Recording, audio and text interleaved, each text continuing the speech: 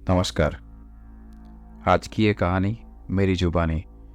आज की जो कहानी है हमारे एक व्यूअर्स ने शेयर की थी, जो मैं आपके साथ शेयर करना चाहता हूँ मेरी आवाज़ में। तो चलिए शुरू करते हैं आज की कहानी। आज मैं आप सभी से वो बात शेयर करना चाहता हूँ जिसे मैंने आज तक किसी को नहीं बताई। कभी कभी मेरे शरीर में अजीब सी हरकतें होने लगती। ये सब तब शुरू हुआ जब मुझे लगा मेरे शरीर में मैं अकेला नहीं हूँ, मेरे साथ कोई और भी है। बोर्ड की परीक्षाएं जैसे ही ख़त्म हुई, मैंने अपना बैग बिस्तर पर फेंक दिया और बाइक उठाकर मैदान में पहुँच गया। वहाँ मेरे दोस्त पहले से ही मेरा इंतज़ार कर रहे थे। मैं अपना बैट घुमाते हुए उनके पास गया तो उसमें से मेरा एक दोस्त अमर बोला, आखिरकार आज पीछा छूटा उस जेल से। आज के बाद हम आज़ाद हैं, कोई रोक टोक नहीं, कोई ज्ञान नहीं। ओह, मैंने तो अपना नाम ही नहीं बताया।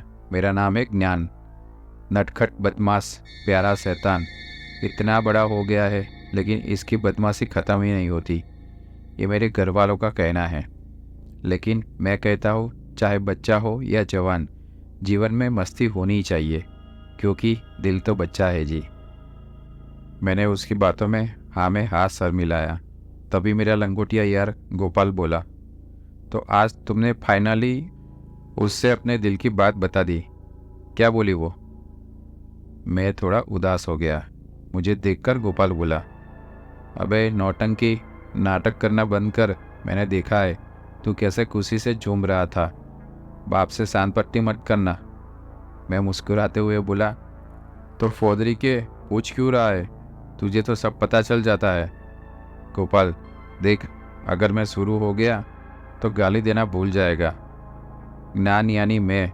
अच्छा ठीक है, बताता हूँ। वो मान गई, मेरी जानू ने हाँ कर दिया। अब तो तेरा भाई भंडारा करवाएगा। गोपाल, शुक्र है इस गधे को आखिरकार घोड़ी चलाने का मौका मिल ही गया। थोड़ी देर ऐसे ही बातचीत होती रही, फिर मैच शुरू हो गया। वैसे बता दूँ, रियल लाइफ में मेरा क्रिकेट से दूर दूर तक कोई नाता नहीं है, क्योंकि वो मेरे दिल में आता है, दिमाग में नहीं। अब ये मत कहना दिमाग होगा तक समझ में आएगा। बता दूँ, दिमाग कोट कोट कर भरा हुआ है तेरे भाई में। क्रिकेट खेलते खेलते शाम हो गई, लेकिन परीक्षाएं ख़त्म होने की खुशी में समय का पता ही नहीं चला। सूर्यदेव अपने घर जा चुके थे और रात का अंधेरा धीरे धीरे बढ़ने लगा था। हम बातचीत करते हुए पैदल ही वापस आ रहे थे। बाइक को मेरे भाई ने ज़रूरी काम से ले गया था। हम बातों में मशगूल थे। तभी हमारी नज़र उस पर पड़ी जिसे देखकर हमारे मुंह में पानी आ गया। लेकिन वो लड़की नहीं थी, घनघोर सिंगल। वो था एक बड़े आम का पेड़ जिस पर बड़े बड़े रसीले आम लगे हुए थे। हम उस पेड़ की तरह बढ़ने लगे। तभी अमन ने हमें रोका। रुको दोस्तों, हमें उस जगह नहीं जाना चाहिए, क्योंकि वो जगह पहले से ही एक कब्रिस्तान हुआ करता था, लेकिन अब उसे तोड़कर बांध बनाया जा रहा है। उसकी बातों को सुनकर हम हंस पड़े। मैं हंसते हुए बोला, अरे यार, तुम भी कब की बात लेकर बैठे हो? वो बाबा आदम के ज़माने की बातें हैं। अब चल चुपचाप। अरे जरा उस मासूम आम को देख, बेचारे की क्या गलती है कि उसे तुम खाना ही नहीं चाहते। बेचारा जमीन पर गिरा हुआ रो रहा है। यह कहकर हम सब हंसने लगे। उसकी बातों को अनसुना कर हम पांचों उस आम के पेड़ के पास पहुंचे। गोपाल और दो दोस्त तो चट से पेड़ पर चढ़ गए, लेकिन मैं नहीं चढ़ पाया। मैं इधर उधर छोटे छोटे पत्थरों को इकट्ठा करने लगा जिससे मैं आम तोड़ सकूं। कुछ पत्थर इकट्ठा करते हुए मेरे हाथ एक पत्थर पर अटक गए। वह जमीन से चिपका हुआ था। मैंने उसे जोर से खींचकर बाहर निकाला। मुझे आभास हुआ कि वो पत्थर नहीं है। मैंने उसमें से मिट्टी हटाई तो देखा वो एक हीरा था जिसके ऊपर मिट्टी चिपक गई थी। मैंने उसे झट से अपने पॉकेट के हवाले कर दिया।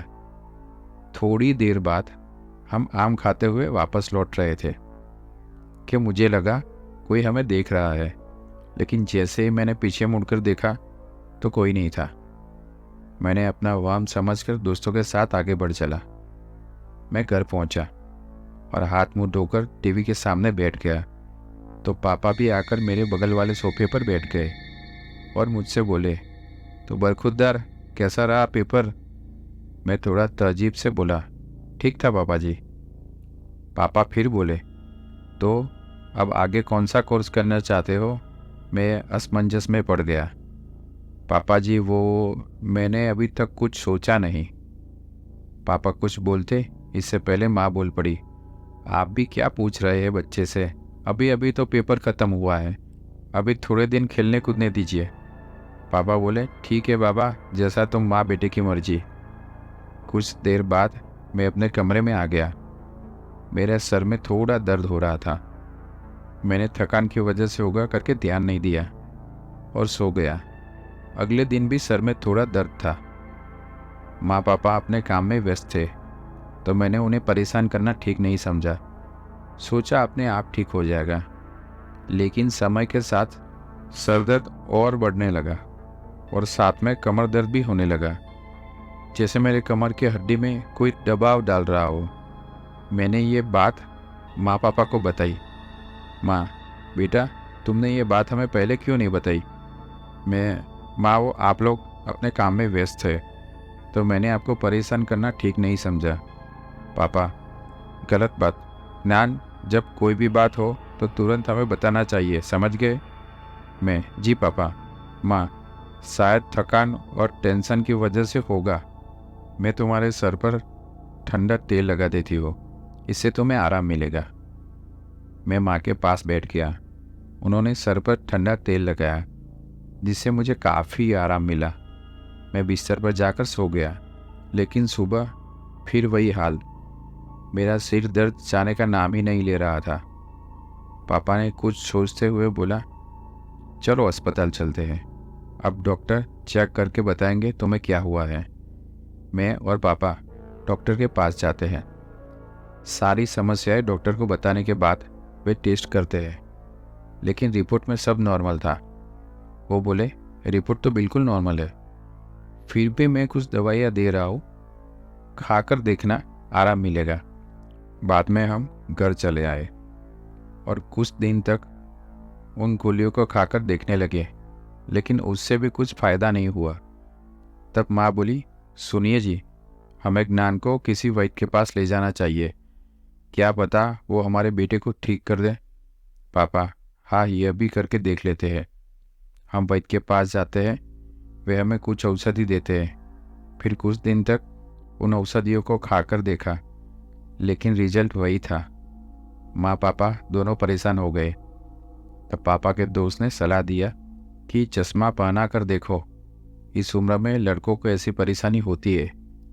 पापा ने कल बड़े अस्पताल ले जाने को बोला और मेरे पास बैठ गए और मेरे सर पर ठंडा तेल लगाकर सर पर मालिश करने लगे और फिर कमर का भी। मुझे उससे काफ़ी आराम मिला। मुझे पता ही नहीं चला मैं कब सो गया। सुबह हम अस्पताल गए, चश्मा बनवाया, साथ ही सर का सीटी स्कैन भी करवाया, जिससे पता चल सके कि कोई और परेशानी तो नहीं। कुछ दिन चश्मा पहना, उससे बस थोड़ा थोड़ा आराम मिला। तभी मुझे याद आया उस मणि की। इस सर दर्द में मैं तो भूल ही गया था। मैं उसे पकड़कर घर से दूर एक खाली जगह में जाकर बैठ गया और उस मणि को देखने लगा।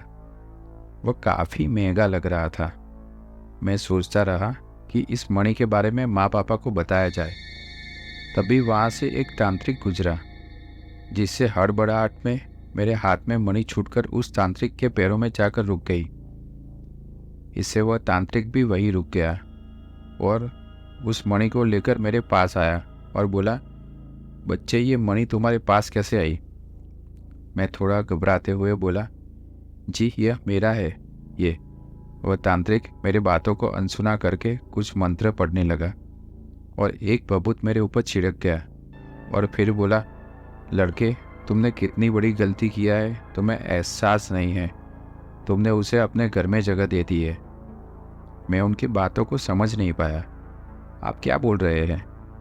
वे बोले, जब से ये मणि तुम्हें मिली है तब से तुम्हारे सर और कमर में दर्द होने लगा है, जो निरंतर बढ़ रहा है। मैं हैरान सा बोला, हाँ, लेकिन आपको कैसे पता?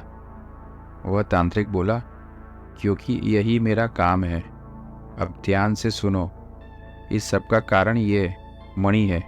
यह मणि एक चोर का है जो अब मर चुका है। दरअसल बहुत साल पहले जब कल्लू नाम का चोर राजा के महल से एक कीमती हीरे को चुरा लिया, जब उसे पकड़ा गया तब उसने वह मणि अपने पेट के अंदर बड़ी चालाकी से छुपा लिया। और जब राजा को वो मणि नहीं मिला तो उसने गुस्से से उस चोर को जिंदा दफना दिया। ये मणि उसी चोर का है जो तुम्हें उस पुराने शमशान में मिला है। इसे छूते ही वह आत्मा तुम्हारे शरीर में घुस गई ताकि वो फिर से जीवित हो सके। ये सुनकर मैं डर गया। फिर से जीवित हो सके? वो कैसे मुमकिन है? वह तांत्रिक बोला, वो तुम्हारे शरीर में रहकर तुम्हारे आत्मा को नष्ट कर रहा है, क्योंकि एक शरीर में केवल एक ही आत्मा का वास हो सकता है। वो तुम्हारे आत्मा को खत्म करके तुम्हारे शरीर को पाना चाहता है।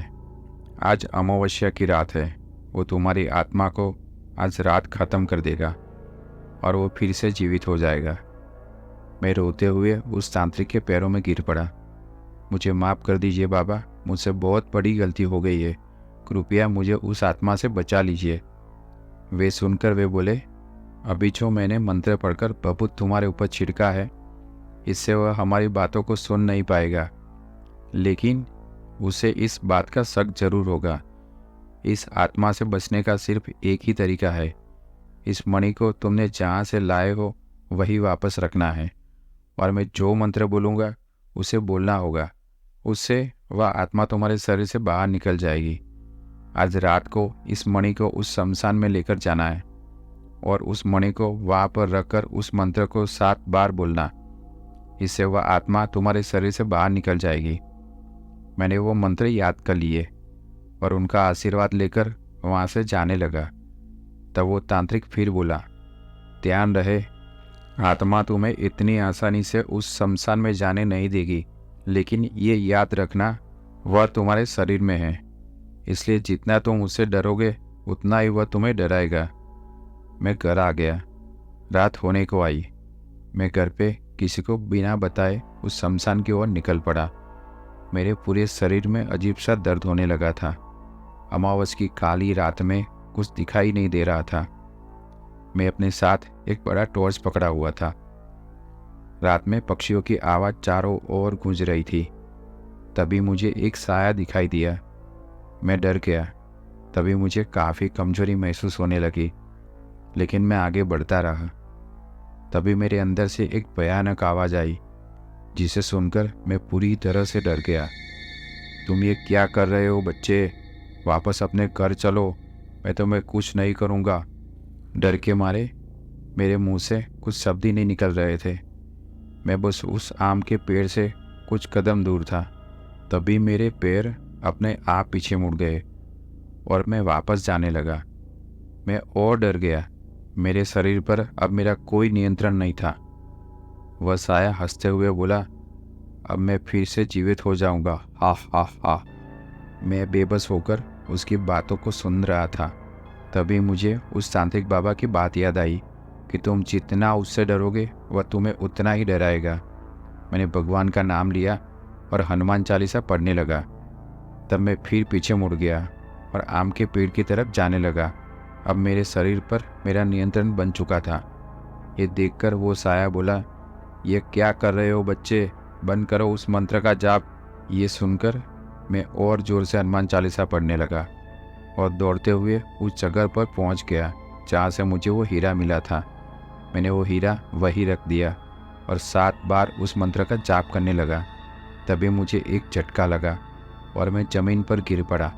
मैंने देखा कि मेरे शरीर से एक साया बाहर निकला और उस मणि में घुस गया। मैंने राहत की सांस ली और एक बड़ा गड्ढा खोदकर उस मणि को उसमें डाल दिया और तेजी से उस शमशान से बाहर निकल आया।